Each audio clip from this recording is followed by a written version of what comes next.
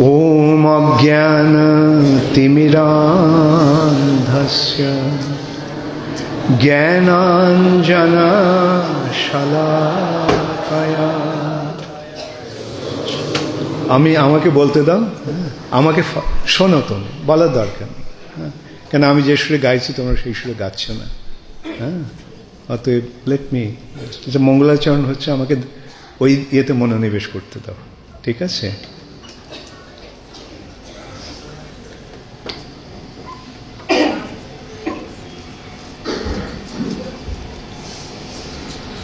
ॐ अज्ञानतिमिरान्धस्य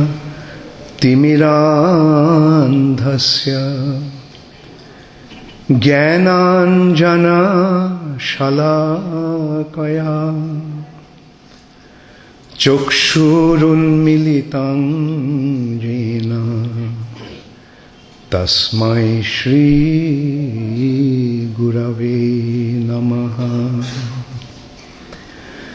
श्रीचैतन्यमनोभीष्टं स्थापितं येन भूतले स्वयं रूप कदा मह्यं ददाति स्वपदान्तिकम्। वन्देऽहं श्रीगुरो श्रीयुतपदकमलं श्रीगुरुन् वैष्णवांश्च श्रीरूपं साग्रजातं सहगना रघुनाथान्वितं त्वं सजीवं साद्वैतं सावधूतं परिजनसहितं कृष्ण चैतन्यदेवं श्रीराधा कृष्णपदान् सहगना ललिता श्रीविशाखान्वितांश्च आजानुलम्बितभुजौ कनकावदातौ संकीर्तनैकपितरो कमलायताक्षौ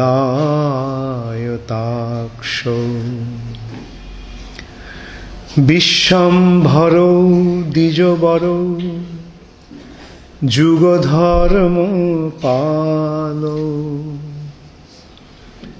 वन्दे जगत्प्रियकरो करुणावतारो।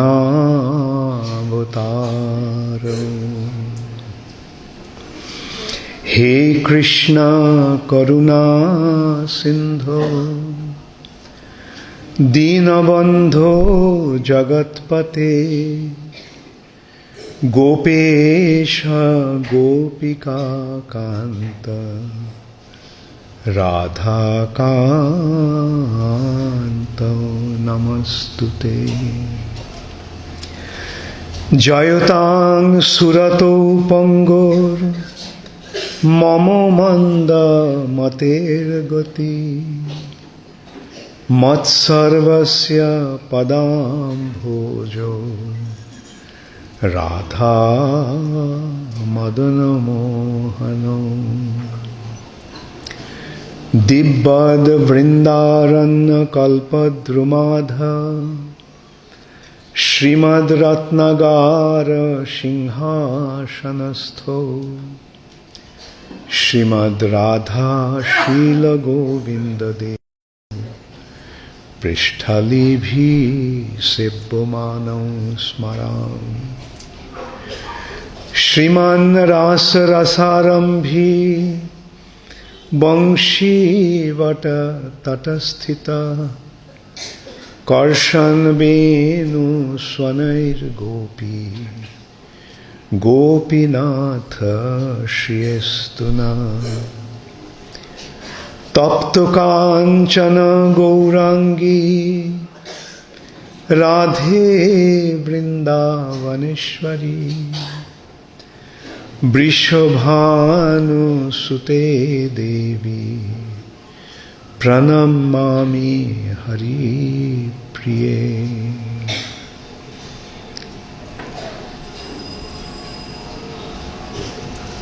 বাঞ্ছাকল্পতরুভ্যশ্চ কৃপাসিন্ধুভ্যেব চ পতিতানাং পাবনেভ্যো বৈষ্ণবেভ্যো নমো নমঃ। নমো ওং বিষ্ণুপদায় কৃষ্ণপৃষ্ঠায় ভূতলে শ্রীমতে ভক্তিবেদান্ত স্বামিনিতি নামিনে। নমস্তে সরস্বতী দেবে গৌরবাণী প্রচারিণে নির্বিশেষ শূন্যবাদী পাশ্চাত্য দেশতারিণে। শ্রীকৃষ্ণ চৈতন্য প্রভু নিত্যানন্দ শ্রী অদ্বৈত গদাধর শিবাসাদি গৌর ভক্তবৃন্দ। হরে কৃষ্ণ কৃষ্ণ কৃষ্ণ হরে হরে হরে রাম রাম রাম হরে হরে। হরে কৃষ্ণ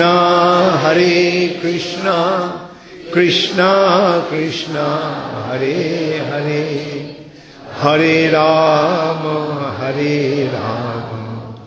রাম রাম হরে হরে। হরে কৃষ্ণ কৃষ্ণ কৃষ্ণ হরে হরে হরে রাম রাম রাম হরে হরে। হরে কৃষ্ণ।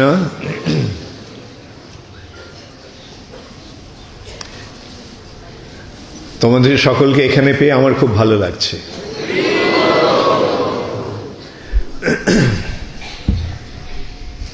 তোমরা, আমি শুনেছি অনেক দূর থেকে এসেছে, অনেক কষ্ট স্বীকার করে এখানে আসতে হয়েছে, সেজন্য তোমাদের অসংখ্য ধন্যবাদ। এখানে আসার পর সব ঠিক আছে তো? থাকার জায়গা ঠিক মতো হয়েছে?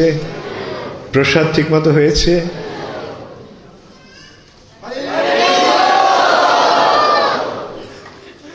ওকে, তোমরা সকলে এই কদিন যদি একটুখানি হয়তো কষ্ট স্বীকার করতে হবে তো কষ্ট স্বীকার করে থেকে নিও। আর কোনো অসুবিধা হলে আমাদের জানিও, আমরা যথাসাধ্য চেষ্টা করব তোমাদের সুযোগ সুবিধাগুলো দেখার।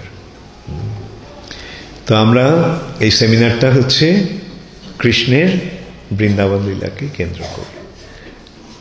আজকে এই সেমিনারটা শুরু হতে অনেক দেরি হয়ে গেল। সকাল থেকে শুরু হওয়ার কথা ছিল, 6টা সেশন হওয়ার কথা ছিল।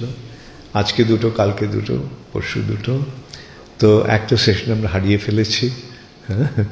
তো যাই হোক, তো এই সেমিনারের উদ্দেশ্য কিন্তু কৃষ্ণলীলা সম্পূর্ণভাবে জেনে নেওয়া নয়। এটা কৃষ্ণলীলা সম্বন্ধে ঔৎসুক্য লাভের আয়োজন, যাতে কৃষ্ণের কথা তোমরা আরও পড়তে চাও, জানতে চাও, সেটা তার একটা অনুপ্রেরণা স্বরূপ এটা এই অনুষ্ঠান। আমি আশা করব এই সেমিনারের পরে তোমরা এই সেমিনারের পরে তোমরা সকলে বাড়ি গিয়ে আরো ভালো করে কৃষ্ণ বই পড়বে। কার কার কাছে কৃষ্ণ বই আছে হাত তোলো। ও ভেরি গুড। কার কার কাছে শ্রীমদ্ ভাগবতম পুরো সেট আছে? অনেকে নেই, কি করবে? যাদের নেই তারা একটা সেট নিয়ে নেবে। হ্যাঁ, কি হলো? এ তুমি কি সকলের হয়ে হ্যাঁ বললে? আচ্ছা, যাই হোক, হ্যাঁ, তোমরা এই ভাগবতম সেটটা বাড়িতে রেখো। হ্যাঁ, আর আমাদের এখান থেকে অনেক সুযোগ সুবিধা দেওয়া হচ্ছে। যদি এক ক্ষেপে না দিতে পারো কোনো অসুবিধা নেই, নিয়ে যাও ভাগবতম সেটটা, তারপরে পরে তোমার খেপে খেপে ওটা পেমেন্ট করে দিতে পারো। আর ডিসকাউন্টও দেওয়া হচ্ছে ভাগবতম সেটে। আমি ওটা পরে জানিয়ে দেব কিভাবে কিভাবে তোমাদের সুযোগ সুবিধা দেওয়া হতে পারে ভাগবতম সেট নেওয়ার। আর মূল কথা হচ্ছে কৃষ্ণকে কেন্দ্র করে যেন আমরা আমাদের জীবন গড়ে তুলতে পারি। অনেকে অনেক সময় প্রশ্ন করে যে আমি তো চাকরি করছি, যখন কাজে থাকি তখন তো কৃষ্ণের কথা মনে থাকে না। আমি ওদের মনে করিয়ে দিই যে যেটা করছো সবসময় মনে রাখবে, যেটা করছো ওটা কৃষ্ণের জন্য করছো। চাকরি করছো, অন্যের হয়ে কাজ করছো, কিন্তু কেন করছো? কেন? তোমার বাড়িটা কার বাড়ি? ঠিক তো? আচ্ছা, তোমার বাড়িতে যারা আছে তারা কে? ভগবানের ভক্ত। ঠিক তো? আচ্ছা, তাহলে ওই বাড়িটার ভরণ পোষণের এবং বাড়িতে যারা আছে তাদের ভরণ পোষণের জন্য তোমাকে অর্থ রোজগার করতে হচ্ছে। তাহলে এটা তুমি অর্থ রোজগার যে করছো, এটা কার জন্য করছো? ব্যাস, তাহলে যেটা করছো ওটা কৃষ্ণের জন্য করা হয়ে যাচ্ছে, তাই না? হয়তো কেউ অফিসে ব্যবসা করছে, ব্যবসা করার উদ্দেশ্যটা কি? অর্থ রোজগার করা। অর্থ রোজগার করার উদ্দেশ্যটা কি? কৃষ্ণের মন্দির আর কৃষ্ণের যারা আপনজন তোমার বাড়িতে আছে তাদের দেখাশোনা করার জন্য। আর যদি বেশি কিছু টাকা বেঁচে থাকে, ওটা অর্ধেকটা ব্যাংকে রেখো, অর্ধেকটা মন্দিরকে দিয়ে দিও। কি হলো, সবাই চুপ করে আছে?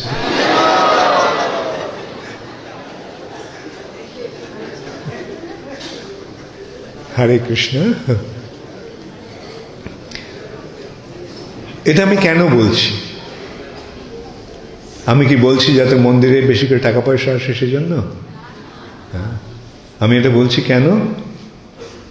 যাতে তোমরা কৃষ্ণের প্রতি আরো বেশি করে ভক্তি পরায়ণ হতে পারো। সেই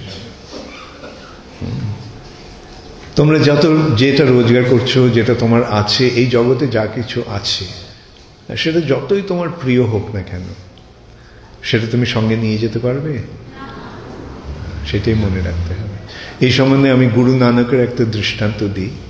গুরু নানক এক সময় এক বিরাট ধনী ব্যক্তির বাড়িতে নিমন্ত্রিত হয়েছিলেন।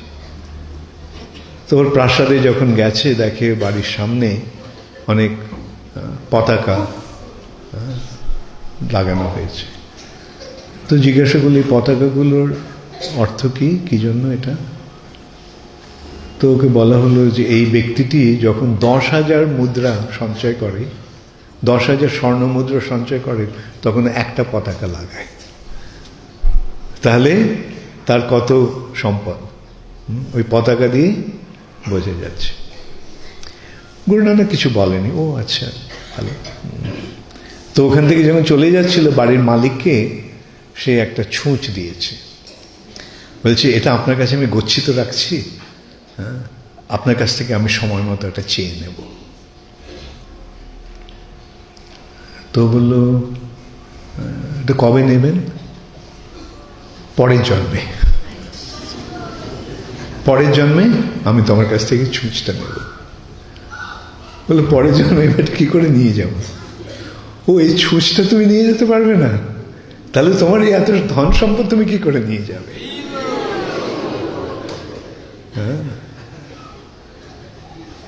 একটা সুন্দর শিক্ষা নয় কি? এর মাধ্যমে আমাদের সকলকে বুঝতে হবে যে আমাদের একসঙ্গে সব কিছু ছেড়ে চলে যেতে হবে। অতএব এই সেই বস্তুগুলির প্রতি আকর্ষণ না রেখে সেই বস্তু সব কিছু যেন আমরা কৃষ্ণকে অর্পণ করে দিতে পারি। কৃষ্ণকে যখন যদি আমরা এইভাবে অর্পণ করি, তার মাধ্যমে আমরা নিজেদের কৃষ্ণের কাছে অর্পণ করছি। আমরা বলবো না আমি নিজেকে কৃষ্ণের কাছে সঁপে দিলাম আর আমার ব্যাংকের টাকা পয়সাগুলি আমার আত্মীয় স্বজনদের জন্য রইল। এই সম্বন্ধে মায়াপুরে একটা ঘটনার কথা আমার মনে পড়ে। এক সময় একজন ধনী ব্যক্তি, ওরা ওদের সোনার দোকান কলকাতায়, আমি নামটা বলতে চাই না। তো সেই ভদ্রলোক এসেছে ভক্ত হয়ে যাবে। আমরা খুব উৎসাহিত, ও এরকম একজন মানুষ ইসকনে জয়েন করছে। তাই প্রভুপাদকে সে কথা জানালাম। প্রভুপাদ তখন এখানে ছিলেন। প্রভুপাদ বললেন, ও আচ্ছা, তো ওর টাকা পয়সাগুলো কাকে দিয়েছে? আমি বললাম, আমার তো মনে হয় না টাকা পয়সাগুলো কিছু দিয়েছে। তো প্রভুপাদ বলল, ওর টিকবে না। এবার ঠিকই তাই, কিছুদিন পরে ওই ভদ্রলোকের স্ত্রী এলো আর ও সুর করে বাড়ি চলে গেল।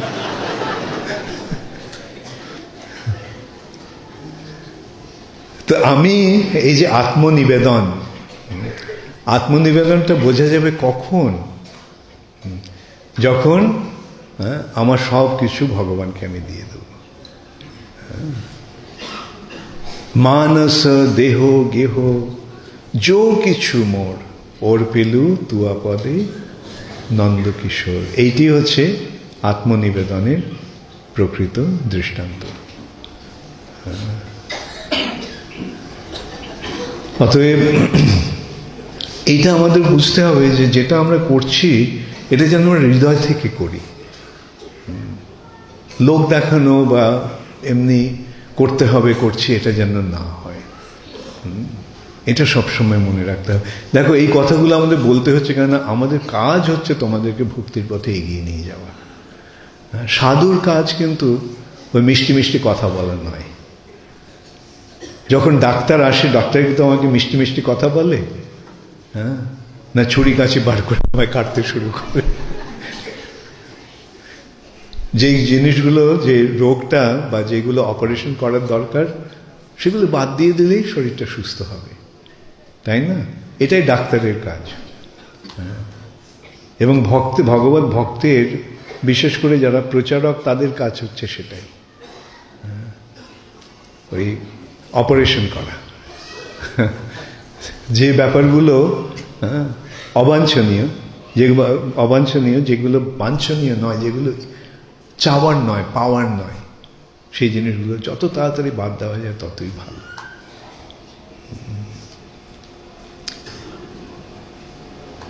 সাধু কিছু চায় না। সাধুর কাজ হচ্ছে অন্যের মঙ্গল বিধান করা।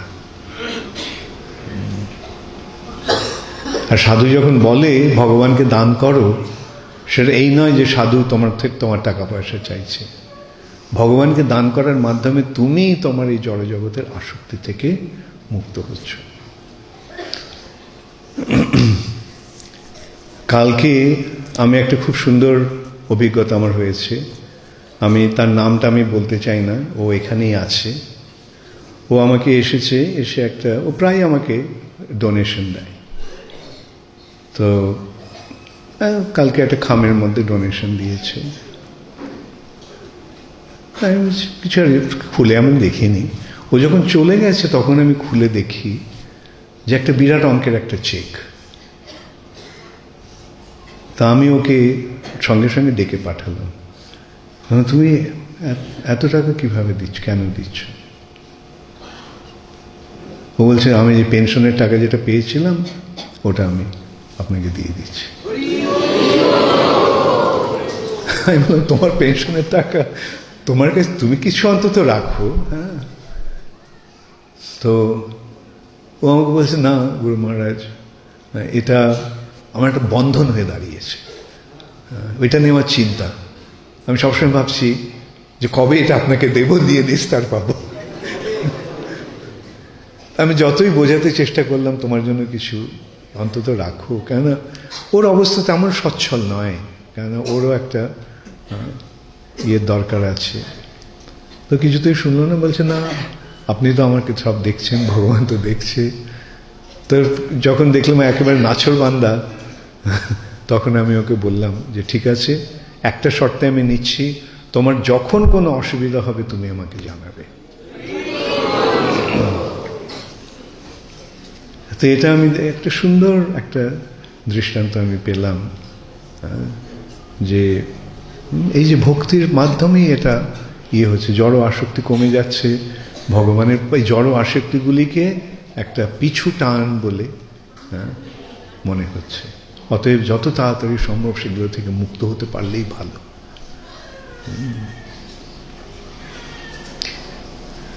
যাই হোক, এই কৃষ্ণ কথার উদ্দেশ্য কি, এই সেমিনারের উদ্দেশ্য কি, তোমাদের আরো বেশি করে ভগবানের কাছে টেনে আনা।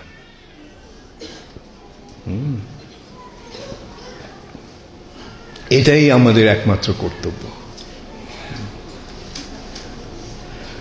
প্রভুপাদ আমাদের টেনেছিলেন তার কাছে।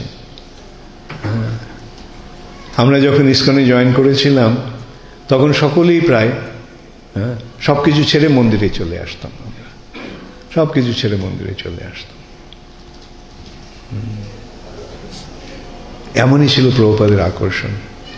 আর বিশেষ করে বিদেশিরা, তখন ভারতবাসীরা কেউ খুব অল্প আমরা দু একজন কয়েকজন মোটে ছিলাম ভারতবাসী, বাকি সমস্তই বিদেশি, আমেরিকান, ইউরোপিয়ান, অস্ট্রেলিয়ান। তারা প্রভুপাদের আকর্ষণে সব কিছু ছেড়ে দিয়ে চলে এসেছিল। এমনই অদ্ভুত ছিল প্রভুপাদের আকর্ষণ। এবং সেই আকর্ষণটা যে কিরকম তার একটু স্বাদ আমরা তোমাদের দিতে চাইছি।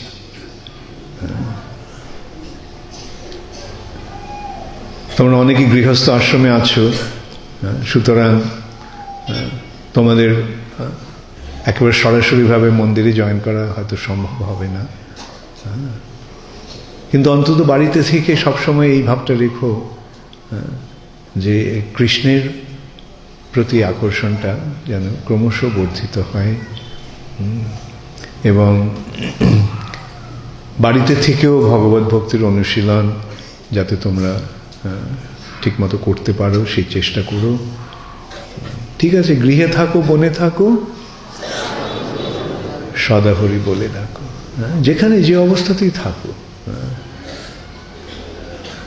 গৃহেতে বনেতে থাকে হাও গৌরাঙ্গ বলে ডাকে। যে গৃহে থেকে বনে থেকে মহাপ্রভুর নাম করে, মা কৃষ্ণ নাম করে, সে আর এই জগতে থাকে না, সে তার হয় ব্রজভূমে বাস, সে বৃন্দাবনে রয়েছে। তো সেইটি এই অনুষ্ঠানগুলির উদ্দেশ্য। এবং আমি বিশ্বাস করি যে তোমরা এত কষ্ট স্বীকার করে সকলে এসেছো সেই উদ্দেশ্য সাধনের জন্য। কৃষ্ণের বৃন্দাবন লীলা এরকম যাই হোক না কেন, আগের বার হয়তো আমি চৈতন্য লীলা নিয়ে আলোচনা করেছিলাম, মহাপ্রভুর লীলা নিয়ে। এবার কৃষ্ণের বৃন্দাবন, কৃষ্ণের লীলা এত বিশাল যে এই অল্প সময়ের মধ্যে ইয়ে করা যাবে না, তাই কৃষ্ণের বৃন্দাবন লীলা নিয়ে তাও আমি সংক্ষেপে আলোচনা করব। প্রথম কথা হচ্ছে যে কৃষ্ণ কে আর বৃন্দাবনের কৃষ্ণ কে। কৃষ্ণের তিন স্থানে কৃষ্ণের লীলা আছে: দ্বারকা, মথুরা, বৃন্দাবন। দ্বারকায় কৃষ্ণ পূর্ণ পুরুষোত্তম, মথুরায় কৃষ্ণ পূর্ণতর পুরুষোত্তম, আর বৃন্দাবনে কৃষ্ণ পূর্ণতম।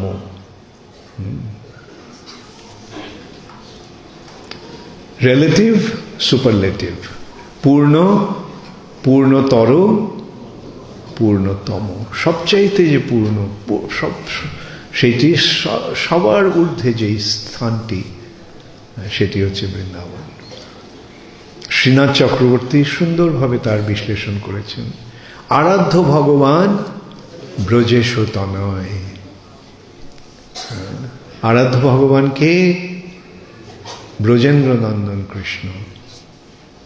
ব্রজেন্দ্র নন্দন, নন্দ মহারাজের পুত্র। ব্রজ ইন্দ্র, ব্রজের রাজা।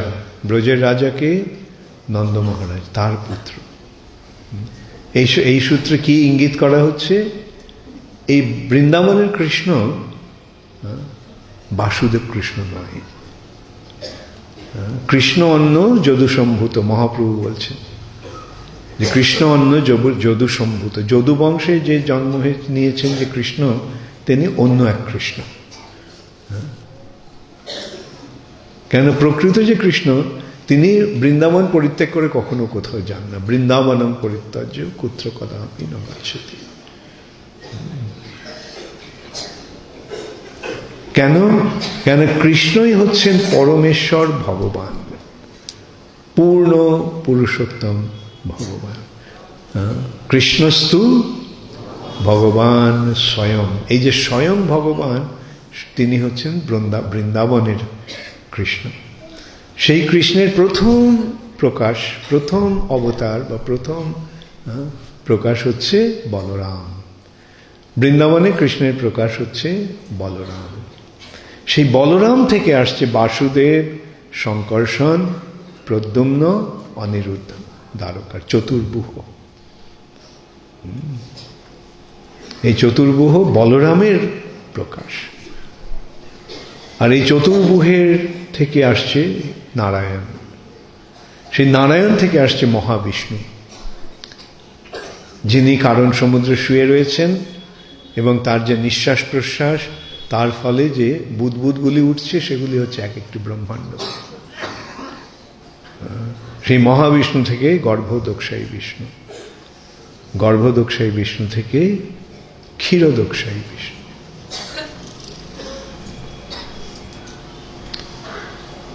শঙ্কর্ষণ থেকে কারণদোক্ষায়ী বিষ্ণু, গর্ভদোক্ষায়ী বিষ্ণু, অনন্ত শেষ, এরা হচ্ছে সেই বলরামের প্রকাশ। শঙ্কর্ষণ কারণতোয়সায়ী গর্ভোদশায়ী চ পয়োব্ধিসায়ী শেষশ্চ যশাংশ কলা স্বনিত্যানন্দাক্ষ রাম শরণং মমাস্তু। এই নিত্যানন্দকে, নিত্যানন্দ প্রভু হচ্ছেন বলরাম। সেই নিত্যানন্দ প্রভুর স্বরূপ বিস্তার করে প্রকাশ করে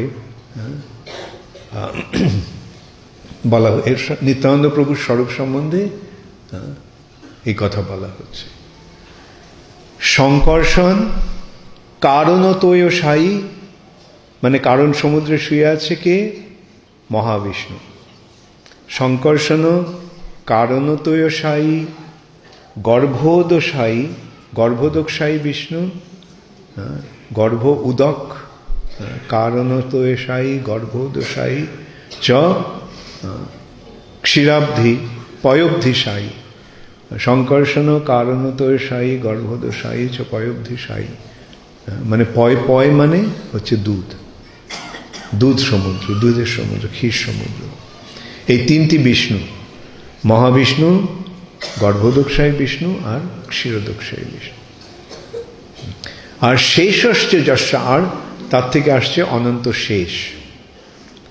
যশাংশ কলা, যার অংশের অংশ বা অংশের অংশের অংশ, তিনি হচ্ছেন বলরাম। তিনি হচ্ছেন শ্রীকৃষ্ণের প্রথম প্রকাশ। বৃন্দাবনে কৃষ্ণের এই প্রকাশ। তারপরে আসছে দ্বারকা, বৈকুণ্ঠ, কারণ সমুদ্র, গর্ভ সমুদ্র, ক্ষীর সমুদ্র, সাই বিষ্ণু। তাহলে আমরা কি প্রথমে কি বুঝতে পারছি এখানে? যে কৃষ্ণস্তু ভগবান স্বয়ং, শ্রীকৃষ্ণই হচ্ছেন স্বয়ং ভগবান। আর সেই কৃষ্ণ বৃন্দাবনে লীলাবিলাস করেন। তিনি সব সময় বৃন্দাবনে থাকেন। বৃন্দাবন পরিত্যজ্য পুত্র কদাপি ন গচ্ছতি। বৃন্দাবন ছেড়ে তিনি কখনো কোথাও যান না। তাহলে প্রশ্ন উঠতে পারে, আরে তাহলে কৃষ্ণ তো এখানে এসে লীলাবিলাস করলেন। ভালো প্রশ্ন, তাই নয় কি? কি হলো তখন? কৃষ্ণ কিভাবে এলেন? বৃন্দাবন নিয়ে এলেন। তিনি বৃন্দাবন ছেড়ে এলেন না, তিনি বৃন্দাবন নিয়ে এখানে এলেন। সেই সম্বন্ধেও গর্গ সংহিতাতে একটা সুন্দর বর্ণনা আছে।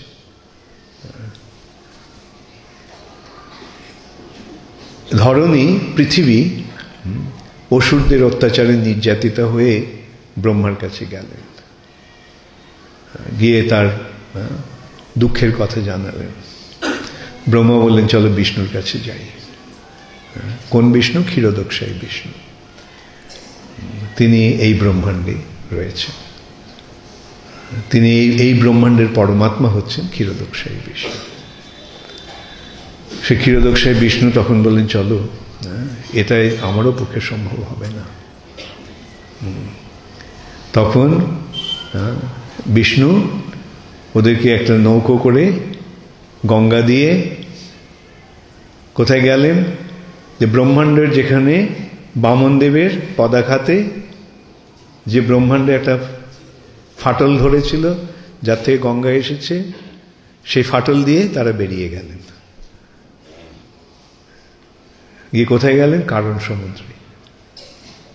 সেখানে দেখলেন যে কারণ সমুদ্রে ওই ডুমুরের মতো সমস্ত ফলের মতো ব্রহ্মাণ্ডগুলো ভাসছে, অনেক ব্রহ্মাণ্ড। তারপরে সেগুলো কারণ সমুদ্র অতিক্রম করে তারা এলেন বৃন্দাবনে। অর্থাৎ কারণ সমুদ্র, বৈকুণ্ঠ ইত্যাদি সব অতিক্রম করে তারা এলেন বৃন্দাবনে। বৃন্দাবনের দ্বার রক্ষা করছেন দুজন গোপী। জিজ্ঞাসা করলেন, তোমরা কে? কি চাই? বললাম, আমরা কৃষ্ণের সঙ্গে সাক্ষাৎ করতে এসেছি। আচ্ছা, ঠিক আছে। তো গিয়ে বলেছে, কৃষ্ণকে বলেছে, ফিরে এসছে। এসে কৃষ্ণ যা জিজ্ঞাসা করছে, আপনারা কে? আপনারা কোত্থেকে আসছেন? তো ব্রহ্মা বলল, আমি ব্রহ্মা। তো সে ফিরে এসে জিজ্ঞাসা করছে, কোন ব্রহ্মা? ব্রহ্মা হয়ে গেছে, আশ্চর্য হয়ে গেছে। কোন ব্রহ্মা? আমি তো ভাবতাম যে আমি একমাত্র ব্রহ্মা। কোন ব্রহ্মা? তখন বিষ্ণু বললেন যে যেই ব্রহ্মাণ্ডে আপনি পৃষ্ণিগর্ভা রূপে এসেছেন, আর পৃষ্ণি পুত্ররূপে এসেছেন, এবং যেই ব্রহ্মাণ্ডে আপনি বামনদেবের ইলায় ব্রহ্মাণ্ডের আবরণটাকে ভেদ করেছিলেন। তো তারপরেও গিয়ে খবর দিয়েছে। তো বলছেন, ঠিক আছে, আপনারা আসুন। কৃষ্ণের কাছে গেছে। ব্রহ্মা তখন জিজ্ঞাসা করলো, আপনি আমাকে জিজ্ঞাসা করলো। আমি বললাম, তখন বলা হয়েছিল কোন ব্রহ্মা? তো আমি ছাড়া কি অন্য ব্রহ্মা আছে? কৃষ্ণ কিছু না বলে সমস্ত ব্রহ্মাদের ডাকলেন। তখন ব্রহ্মা দেখে 10 মাথা ব্রহ্মা, 100 মাথা ব্রহ্মা, 1000 মাথা ব্রহ্মা, লক্ষ মাথা ব্রহ্মা, কোটি মাথা ব্রহ্মা, অর্বুদ মাথা ব্রহ্মা। আর ব্রহ্মা দেখলাম, আমার 4টে মতো মাথা। তখন ব্রহ্মা বুঝতে পারলো যে এদের মাথা অনুসারে সেই ব্রহ্মাণ্ডের আয়তন।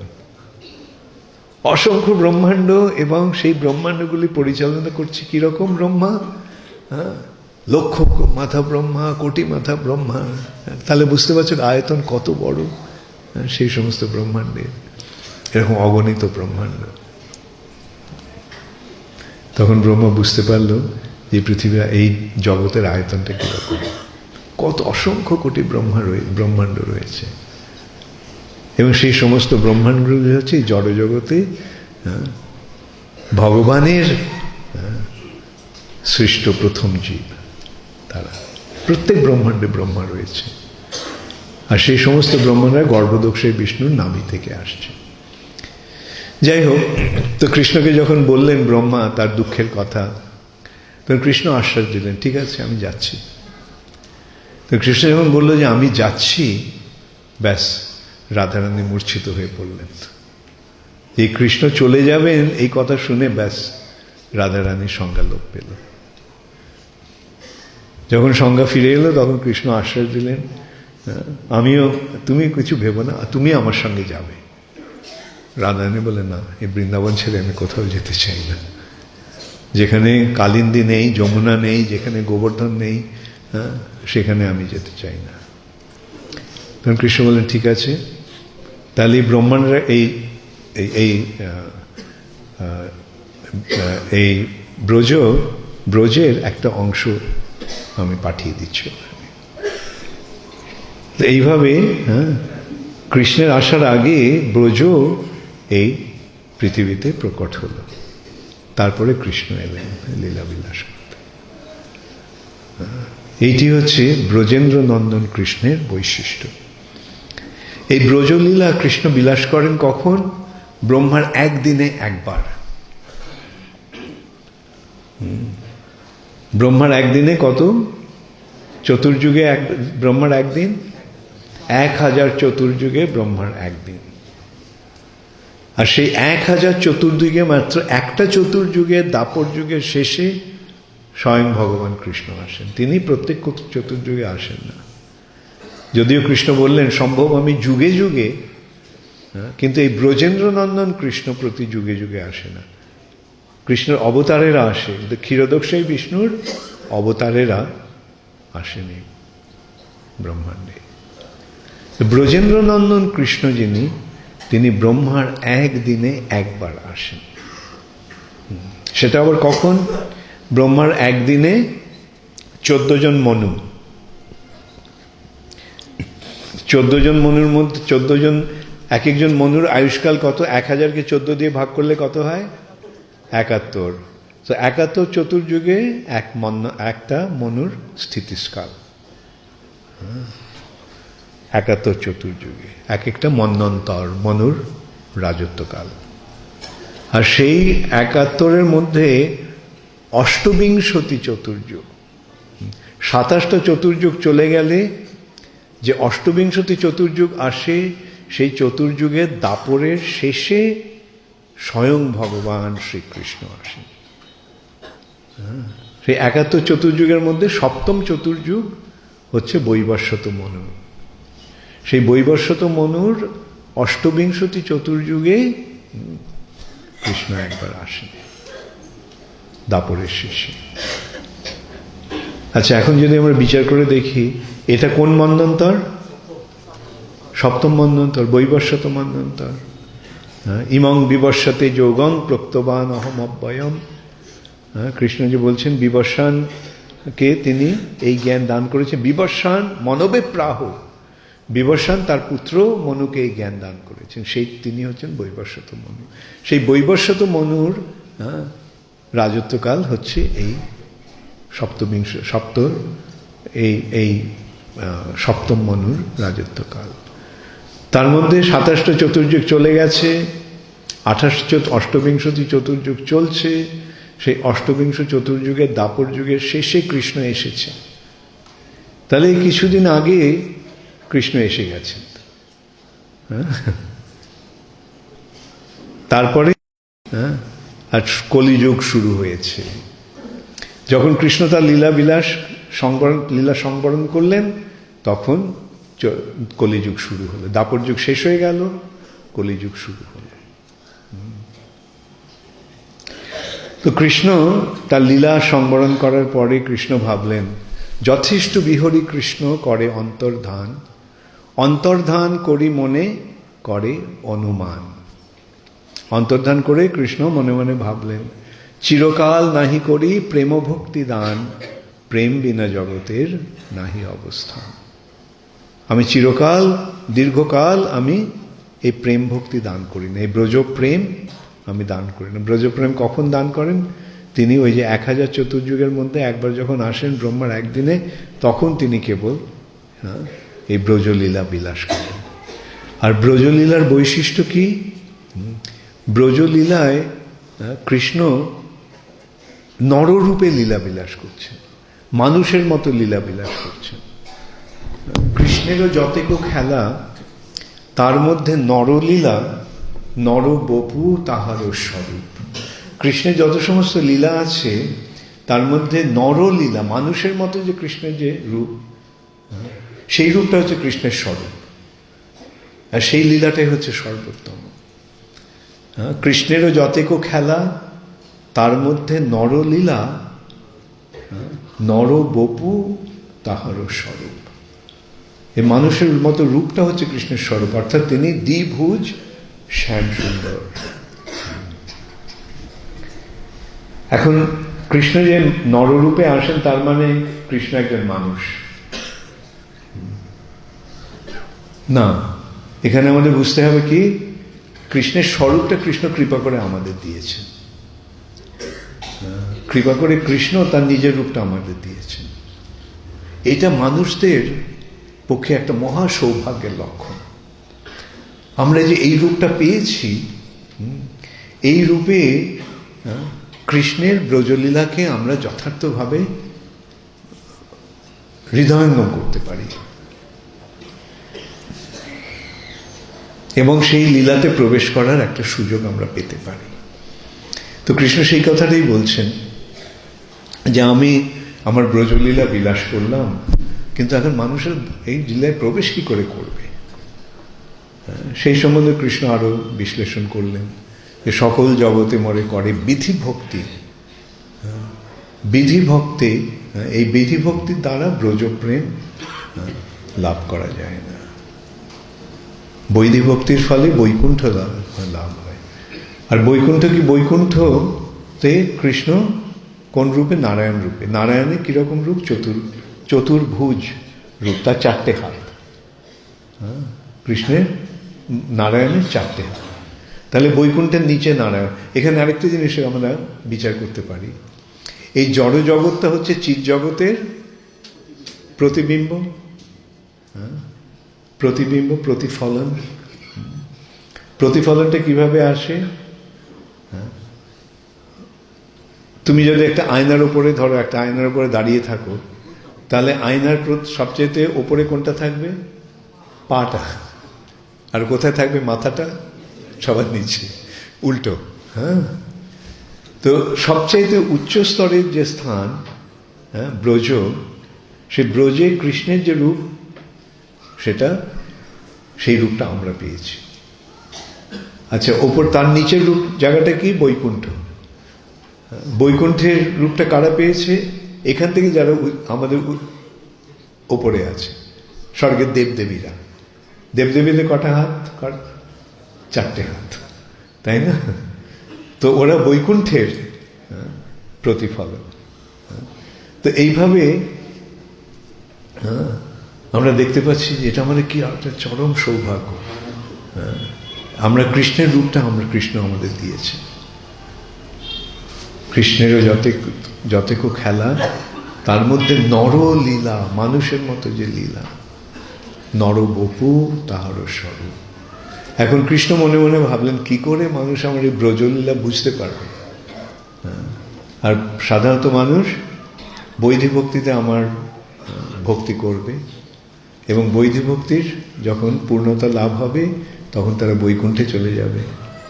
তাহলে বৈকুণ্ঠে চলে গেলে সেখানে তো নিত্যস্থিতি, তাহলে ওখান থেকে ওরা আসবে কি করে? বৃন্দাবনে।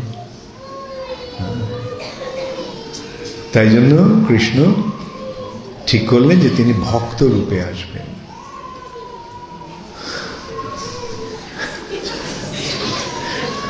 একজনের কান্না শুনে আরেকজন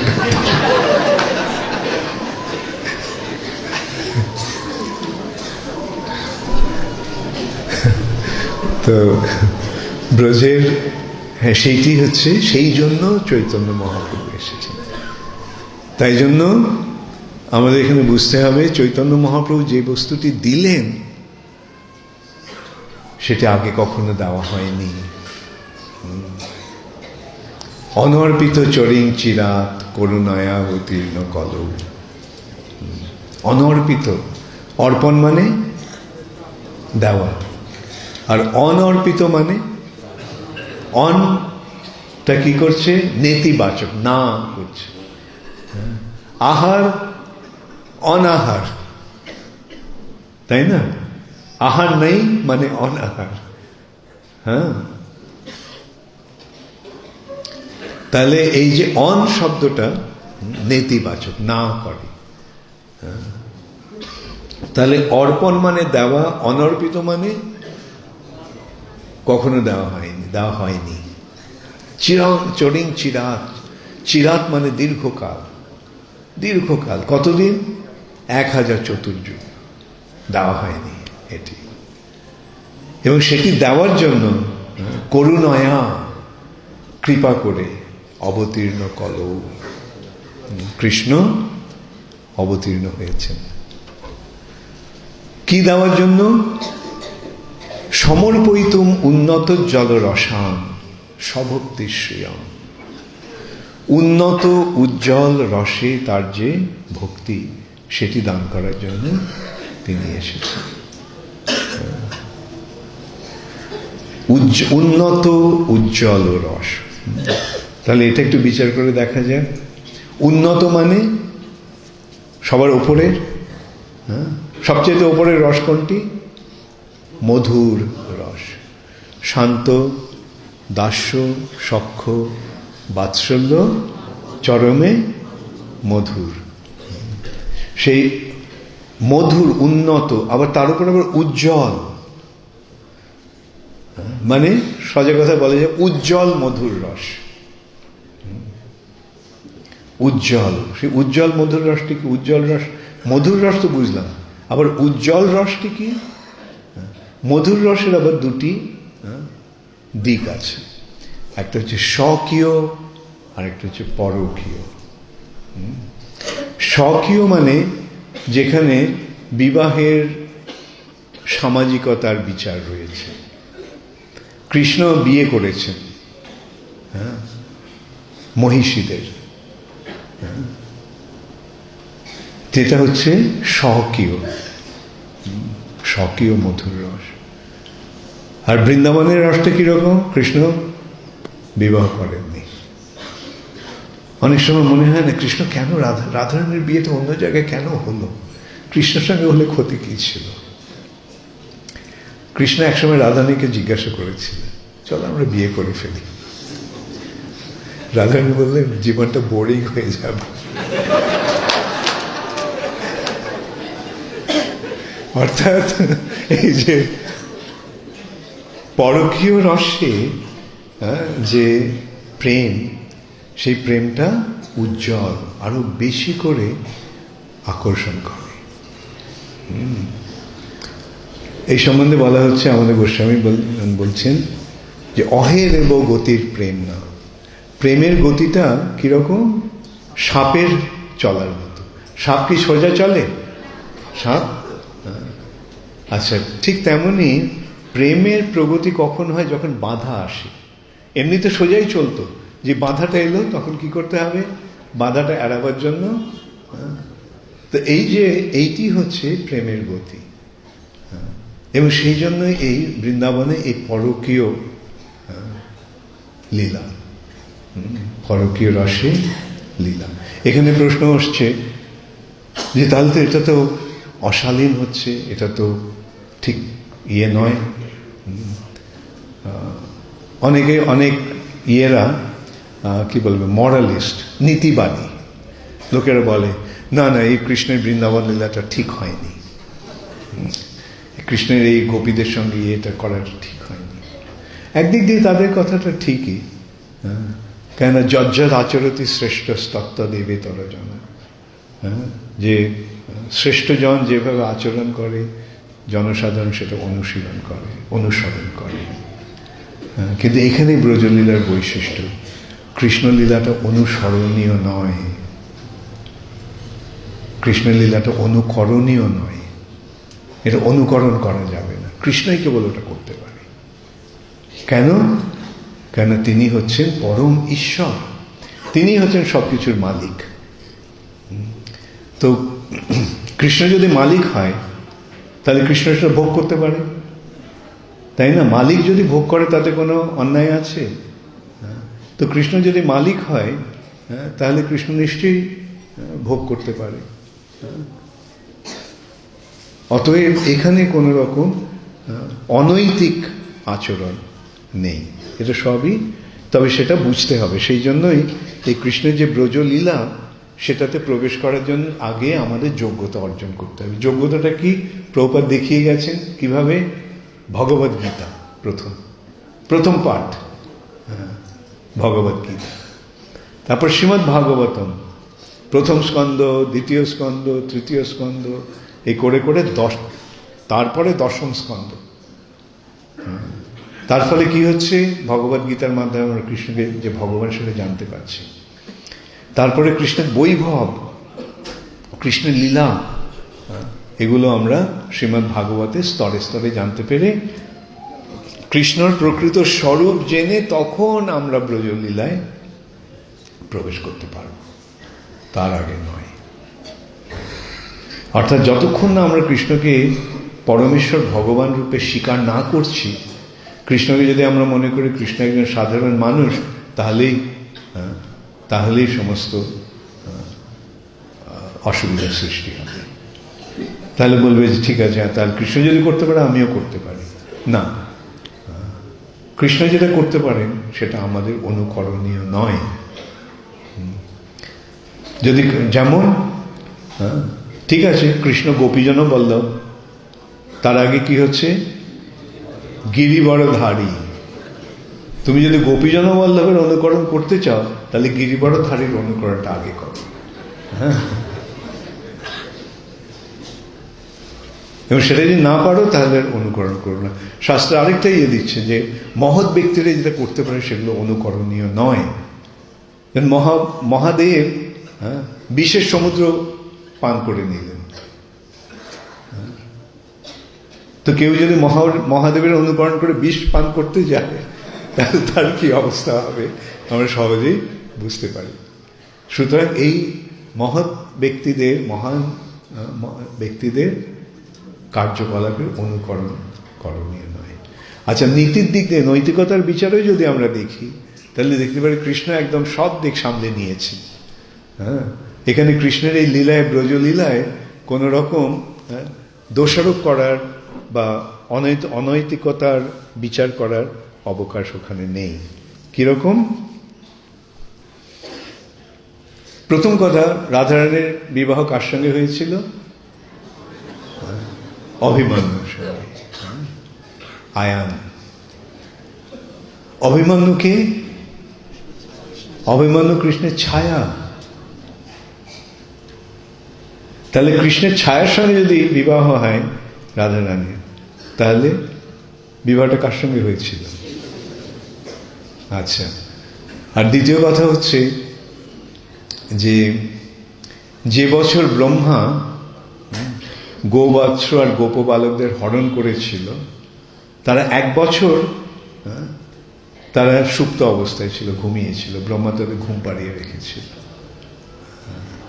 আর কৃষ্ণ নিজেই সমস্ত গোপবালকদের রূপ ধারণ করেছিল। সেই বছর কৃষ্ণ বলেছিল নন্দ মহারাজকে, বাবা এই বছরটা মেয়েদের বিয়ের জন্য খুব ভালো।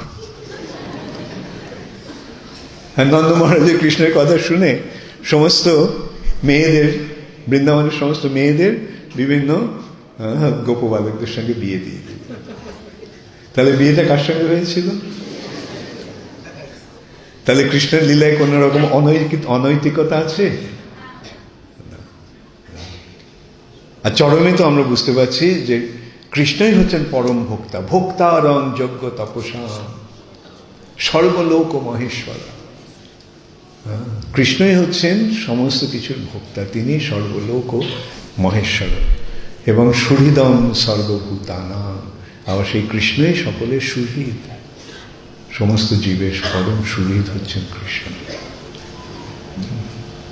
তো কৃষ্ণ যদি পরম ভোক্তা হয় তাহলে আমাদের এখানে কোনো রকম সমালোচনা করার বা কোনো রকমের অনৈতিকতার বিচার করার প্রশ্ন আসে না। এই সম্বন্ধে আরেকটা দৃষ্টান্ত দেবো তোমাদের প্রভুপাদের ব্যাপারে। এটা আমাদের গুরু ভাই রবীন্দ্রস্বরূপ প্রভু আমাদের বলেছিলেন যে প্রভুপাদ যখন ফিলাডেলফিয়াতে ছিলেন, রবীন্দ্রস্বরূপ প্রভু তখন উনি পিএইচডি করছেন ওখানকার ইউনিভার্সিটিতে। সেই ইউনিভার্সিটির একজন অধ্যাপক, তিনি ভারতীয়, শুধু ভারতীয় নয়, বাঙালি। তো ও ভেবেছে যে প্রভুপাদ ভারতীয়, উনিও ভারতীয়, প্রভুপাদের সঙ্গে নিশ্চয়ই ওনার আলোচনা করবে, মানে পরিচয় করিয়ে দিলে খুব ভালো। তিনি সেই অধ্যাপককে ডেকেছেন। তো প্রভুপাদের সঙ্গে যখন আলোচনা হচ্ছে তখন সেই অধ্যাপক প্রভুপাদকে বলতে লাগলেন যে কৃষ্ণের এই যে ব্রজলীলা, গোপীদের সঙ্গে যে লীলা, সেটা অনৈতিক, অশালীন। তো প্রভুপাদ এই আমি যে কথাগুলো বললাম সেই কথাগুলো প্রভুপাদ ওনাকে বুঝিয়েছিলেন। ভদ্রলোক কিছুতেই শুনবেন না, বলছেন না, এটা ঠিক নয়। প্রভুপাদ বললেন যে কৃষ্ণ পরমেশ্বর, ঈশ্বর, তিনি সব কিছুর মালিক, অতএব মালিক যদি ভোগ করে তাতে কোনো অশালীনতা কি আছে? তো ভদ্রলোক বারবার প্রভুপাদের সঙ্গে তর্ক করে যাচ্ছে। প্রভুপাদ এমনিতেই খুব শান্ত ইয়ে থাকতেন, কিন্তু প্রভুপাদ রেগে গেলে আমি দেখেছি আমার নিজের বেলায়, প্রভুপাদ যখন বকতেন আমি অনুভব করতাম আমার মেরুদণ্ডটা এইভাবে কাঁপছে।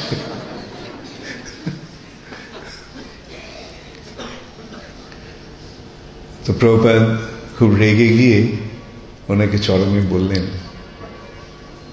যে ইংরেজিতে, রবীন্দ্রস্বরূপ প্রভু আমাকে বলেছেন, ওটাকে আমি প্রথমে ইংরেজিতেই বলি, যে উনি বলছেন যে Krishna's relationship with the gopis in Vrindavan was immoral. Immoral. অনৈতিক। সেটাই হচ্ছে তার বিষয়বস্তু বলার। প্রভুপাদ চরমে রেগে গিয়ে কি বললেন? Your relationship with your wife is immoral because you have stolen Krishna's property and enjoying her.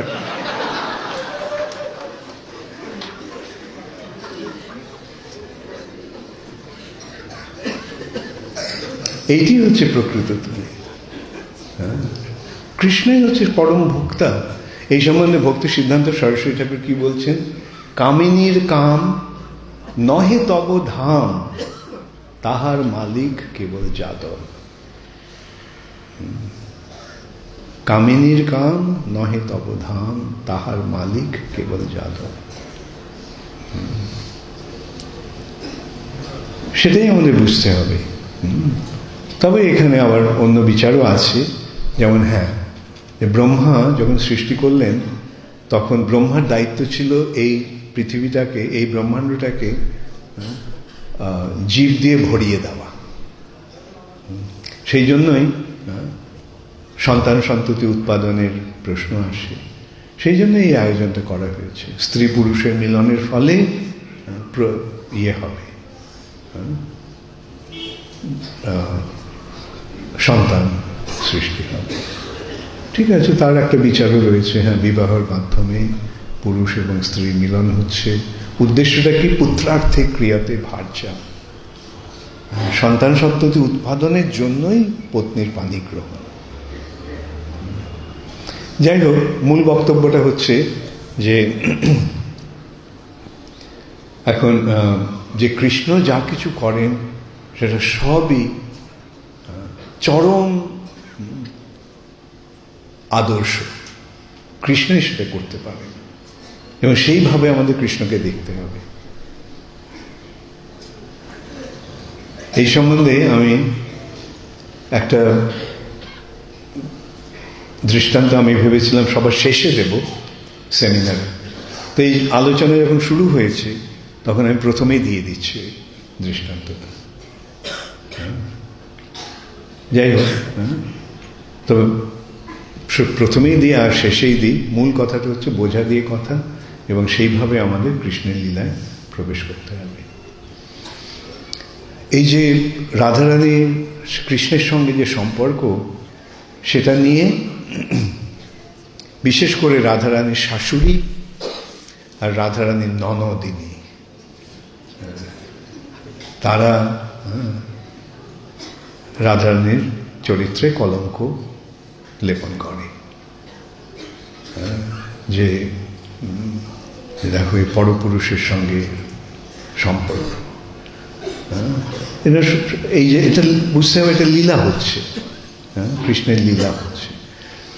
রাধারানীর বিয়ে হয়েছে অভিমন্যুর সঙ্গে, অভিমন্যুর মা হচ্ছে জটিলা, অভিমন্যুর বোন হচ্ছে কুটিলা।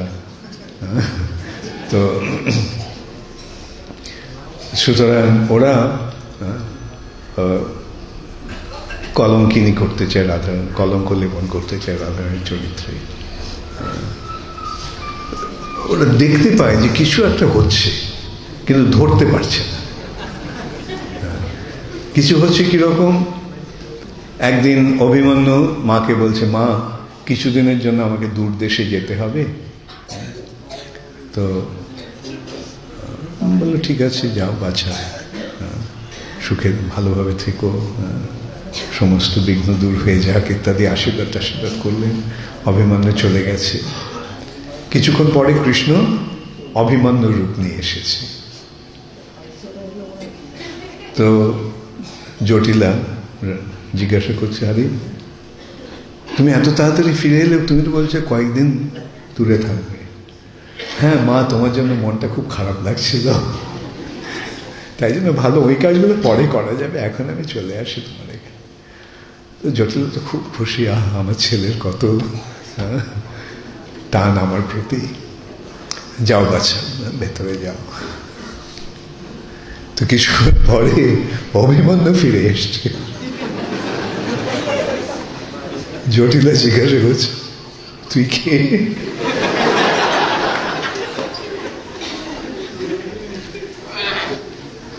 মা, আমি তোমার ছেলে, আমি অভিমন্যু, তুমি চিনতে পারছো না আমাকে? কি হলো তোমার? হ্যাঁ অভিমন্যু আমার ছেলে, বলে ঝাঁটা নিয়ে ওকে পেটাতে শুরু করেছে। পরে বুঝতে পেরেছে যে এই হচ্ছে আমার ছেলে, আর ওটা হচ্ছে ওই কৃষ্ণ। এইভাবে ওরা বুঝতে পারে যে কিছু, মানে কৃষ্ণের সঙ্গে কিছু হচ্ছে রাধারানীর, হ্যাঁ, কিন্তু কিছুতেই ধরতে পারছে না হাতে নাতে। অনেক সময় ইয়ে হয়েছে, কিছুতেই ধরতে পারা যায় না। তো একদিন কুটিলা শুনতে পেল যে রাধারানী কার সঙ্গে যেন কথা বলছে তার ঘরে। তো গিয়ে আর পেতে শুনল যে হ্যাঁ, এইবার ধরেছি। তো তখন কিন্তু যেই দরজাটা খুলে ইয়ে করেছে, দেখে কৃষ্ণ জানলা দিয়ে লাফ দিয়ে পালিয়ে গেছে। এত কাছে এসে ধরেও ধরতে পারলাম না। তখন দেখলো এই তাড়াহুড়োর মধ্যে কৃষ্ণ ওর বাঁশিটা ফেলে চলে গেছে। ঠিক আছে, অন্তত এইটা তো ধরেছি এবার। তো এক হাতে বাঁশিটা নিয়েছে, আরেক হাতে রাধারানীকে ধরে টেনে উঠোনে নিয়ে গেছে, সকলকে ডেকেছে, এসো। তো খুব রসিয়ে রসিয়ে সমস্ত ঘটনাগুলো বলছে। রাধারানী মুখ নিচু করে, মাথা নিচু করে কাঁদছে। এমন সময় পূর্ণমাসী এসেছেন, কৃষ্ণের, বৃন্দাবনের যোগমায়া। পূর্ণমাসী এসে জিজ্ঞাসা করছে, কি হলো, আমার রাধিকা কেন কাঁদছে, আর তোমরা কেন ওকে এরকমভাবে ঘিরে আছো, সবাই কেন জড়ো হয়েছো এখানে? তো ওকেও খুব রসিয়ে রসিয়ে জটিলা বলল কি হয়েছে। শুনে পূর্ণমাসী হাসতে শুরু করেছে। জটিলা রেগে গেছে, এরকম একটা ব্যাপার আর তুমি হাসছো। পূর্ণমাসী বলল, ও তোমরা জানো না, কাল রাত্রে মাসি বৃষ্টি হয়েছিল। চলো তো জটিলা তোমার ঘরে গিয়ে দেখি। জটিলার ঘরে গিয়ে দেখে ওখানে 6টা বাঁশি রয়েছে। কুটিলা, চল তো তোমার ঘরে গিয়ে দেখি। ওখানে গিয়ে দেখ 12টা বাঁশি।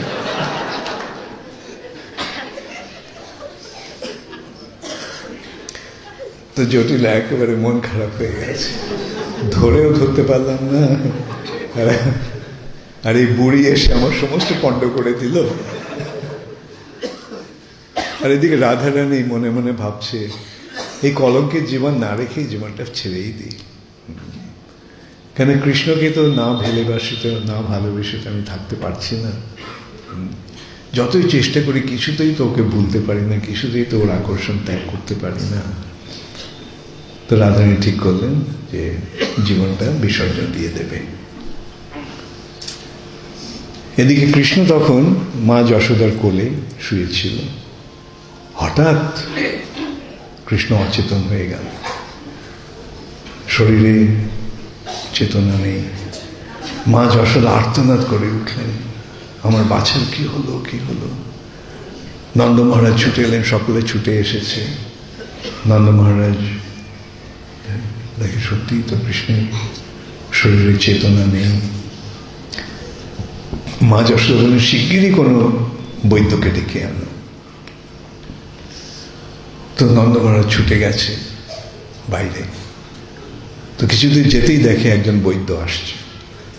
তখনকার দিনে পোশাক দেখে বোঝা যেত কে কি, কার কি পেশা। তো বৈদ্যকে দেখে খুব বলছে যে, আপনি, আমার ছেলেটার এরকম অসুস্থ হয়ে পড়েছে, চেতনা নেই শরীরে, আপনি এসে ওকে দেখবেন। হ্যাঁ হ্যাঁ চলো। আচ্ছা, আমি মরা মানুষকে পর্যন্ত বাঁচিয়ে দিতে পারি, কোনো ভয় নেই।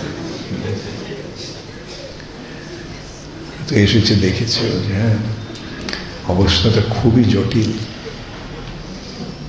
তবে এর একটা নিরাময়ের একটা উপায় আছে। নন্দ মহারাজ যশোদা উদ্গ্রীব হয়ে বলে, কি হয়েছে, কিভাবে কিভাবে নিরাময় হবে?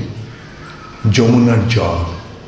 ও যমুনার জল, যমুনা তো এখানে, না না না, শুধু যমুনার জল আনলে হবে না। একটা কলসিতে, যে কলসিতে 1000টা ছিদ্র রয়েছে, সেই কলসিতে করে জল আনতে হবে। 1000 ছিদ্র সমন্বিত কলসিতে করে কি করে জল আনতে যাবে? হ্যাঁ হ্যাঁ, সেটা কেবল কোনো সতী নারীর পক্ষে সেটা সম্ভব। মা যশোদা বললেন যে ঠিক আছে আমি যাচ্ছি। না না, মা গেলে হবে না।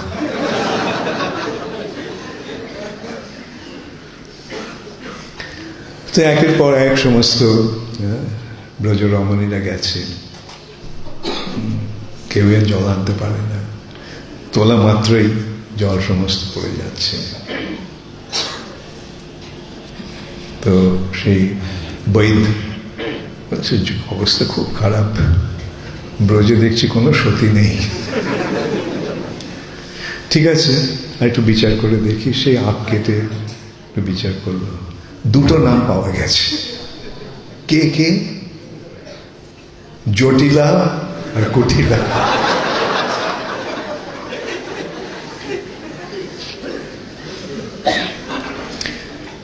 মা যশোদা বলছে চলো, হ্যাঁ জটিলার কাছে গিয়ে বলেছে, হ্যাঁ এই বৈদ খুব তত্ত্বজ্ঞানী, ঠিক বুঝতে পেরেছে কে কে।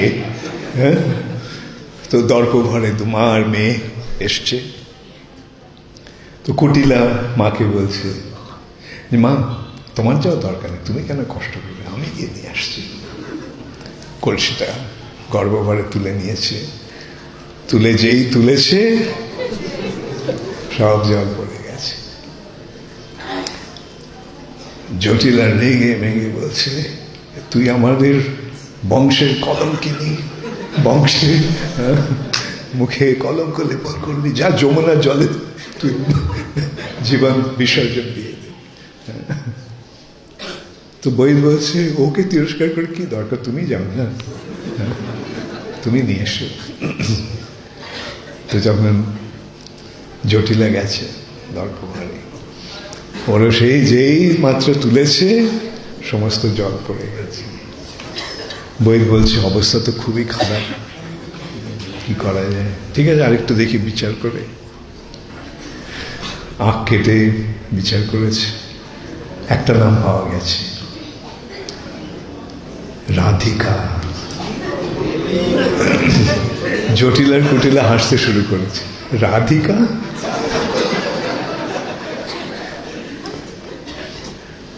মা যশোদা তার কথা শোনেনি, গিয়ে নিজেই গেছে, রাধারানীকে বলেছে। রাধারানী বলছে যে এইভাবে আমাকে সকাল সবার সামনে কেন আমাকে এইভাবে লজ্জা পেতে হবে? সকলে তো জানে আমার কথা।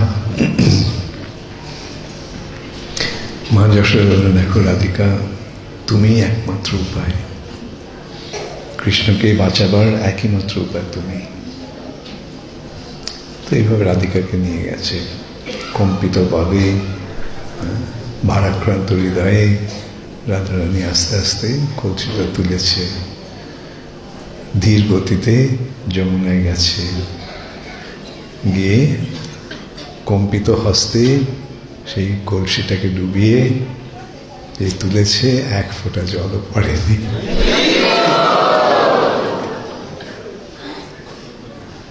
সেই জলটা নিয়ে বৈদ কিছু মন্ত্র পড়ে কৃষ্ণের গায়ে ছিটিয়ে দিয়েছে। কৃষ্ণ জেগে উঠে বসেছে। তাহলে এর মাধ্যমে আমরা কি দেখতে পাচ্ছি? প্রকৃত সতী হচ্ছেন শ্রীমতী রাধা। আর প্রকৃত সতীত্ব কি? কৃষ্ণের প্রতি আকর্ষণ। এই ভাবনা নিয়ে আমাদের কৃষ্ণ লীলায়, বিশেষ করে ব্রজগোপীদের সঙ্গে যে কৃষ্ণের লীলা, সেটা আমাদের উপলব্ধি করতে হবে। হরে কৃষ্ণ। আজকে আমরা এখানে একটু কীর্তন করে আমরা শেষ করব।